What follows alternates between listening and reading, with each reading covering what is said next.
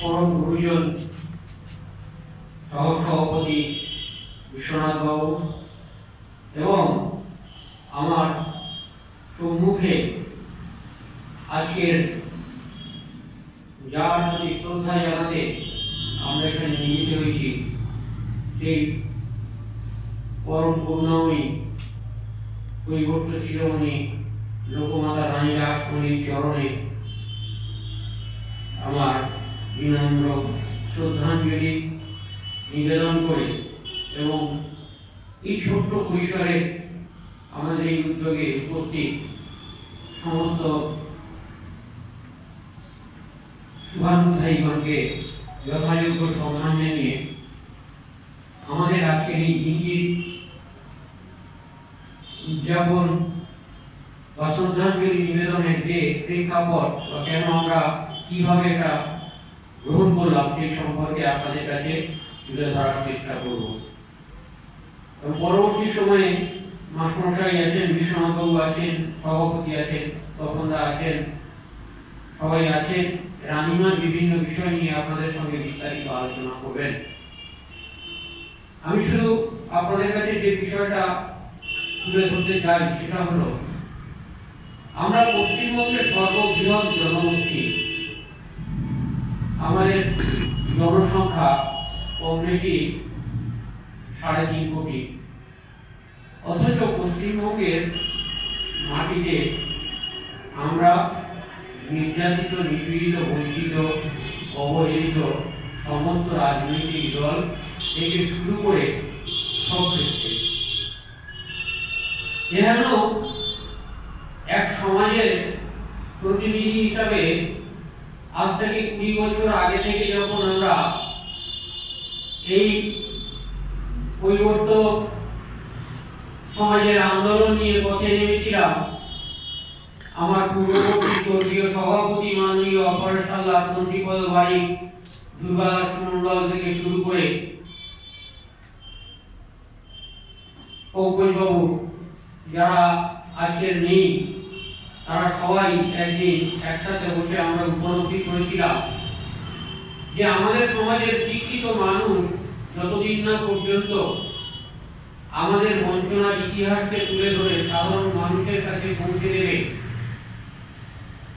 এবং প্রত্যেকটা জনগোষ্ঠী এই এগিয়ে যাওয়ার পিছনে তাদের একজন নেত্রীর দরকার হয়, তাদের একজন গুরু আসলে অধিষ্ঠিত, যাকে দেখে অনুপ্রাণিত হয়ে সাধারণ মানুষ এগিয়ে যাবে, তেমন একজন মহিষী মহাপুরুষের দরকার হয়।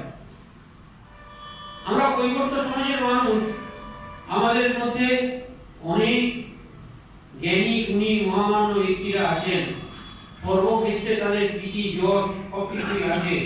অথচ যদি হিসাব করে দেখা যায় যে রানী রাসমণির থেকে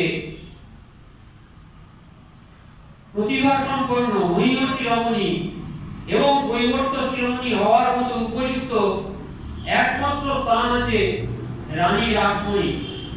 অথচ আমরা সেই দীর্ঘ সময় ধরে দেখছি রানী রাসমণিকে নিয়ে আমাদের সমাজ, আমাদের রাজনৈতিক দল, আমাদের দেশের এবং রাজ্যের সরকার কেউই যথাযথ গুরুত্ব দিয়ে তার যে মহিমা, তার যে অপার করুণা, তার যে লড়াই, সেই লড়াইকে নিয়ে যথোপযুক্তভাবে প্রচার করা হয়নি বা তুলে ধরা হয়নি।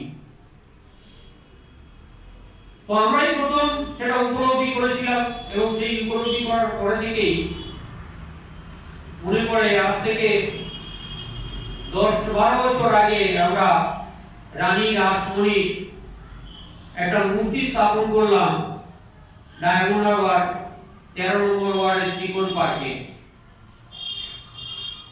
ডায়মন্ড হারবারের বরিষ্ঠ নাগরিকদের মধ্যে প্রায় অনেকেই ছিলেন এবং সেই মূর্তিটা স্থাপন করতে গিয়ে আমরা যেমন সহযোগিতা পেয়েছি তেমনি কিছু কিছু ক্ষেত্রে বিরোধিতাও পেয়েছিলাম। এবং শুনলে আপনারা আশ্চর্য হয়ে যাবেন যে যখন আমরা উদ্যোগটা নিই, সেই উদ্যোগটা নেওয়ার পরে আমরা যে খরচ, সেই খরচটা নেওয়ার জন্য আমরা ঠিক করি যে 1000 টাকা করে আমরা নেব।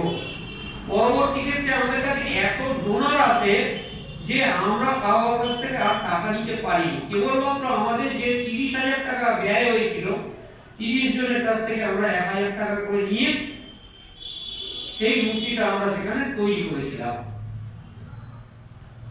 এবং তার আগের বছর থেকে আমরা ডায়মন্ডনগরে রানী রাসমণির আবির্ভাব দিবস এবং প্রয়াণ দিবস দুটো মহা উৎসাহের সঙ্গে পালন করতাম। এবং অনেকেই আছেন যারা জানেন যে ডায়মন্ডনগর স্টেশন মোড়ে প্রকাশ্য সভায় আমরা এই দিবসটা উদযাপন করতাম এবং প্রচুর মানুষ সেখানে জড়ো হতো এবং এই আমাদের এই অনুষ্ঠান দেখতো। এবছরও আমাদের খুব ইচ্ছে ছিল এই অনুষ্ঠানটা আমরা এই বাজারের সামনে করব, কিন্তু আপনারা জানেন যে বর্তমানে উচ্চ মাধ্যমিক পরীক্ষা চলছে এবং তার জন্য সরকারি যে আইন এবং সেই আইনের জন্য মাইক বাজানো এবং সভা সমিতি করা নিষিদ্ধ আছে। তো সেই মতো অবস্থায় আমরা আমাদের অনুষ্ঠানটা এই ডায়মন্ডনগরে আরো এক নীতি এবং স্মৃতি বিজড়িত এই স্থানে আমরা করছি। তো এটা ডায়মন্ডনগরের প্রেক্ষাপট থেকে আমরা আজকে গর্বিত এইটুকু বলতে পারি যে আজকে আমরা সারা রাজ্যে এই বার্তাটা ছড়িয়ে দিতে পেরেছি।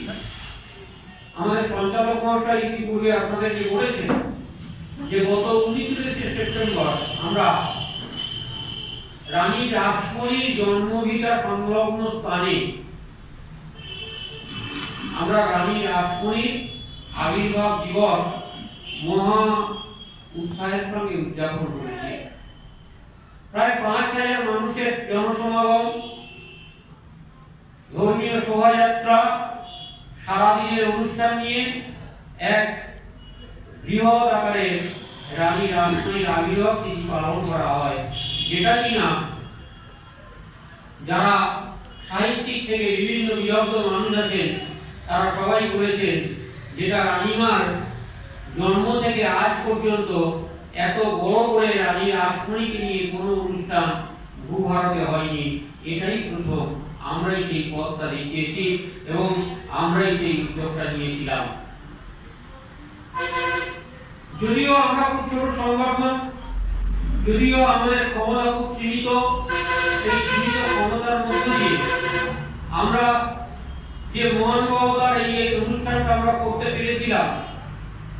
আমরা পারিনি ইলেকট্রনিক্স মিডিয়া এবং প্রিন্টিং মিডিয়াকে আমাদের এই অনুষ্ঠানে সম্প্রচার করতে বাধ্য করতে, কারণ আমাদের অর্থবল নেই, আমাদের নেতৃত্ব নেই, আমাদের জন্য তারা এই কাজটা করেনি।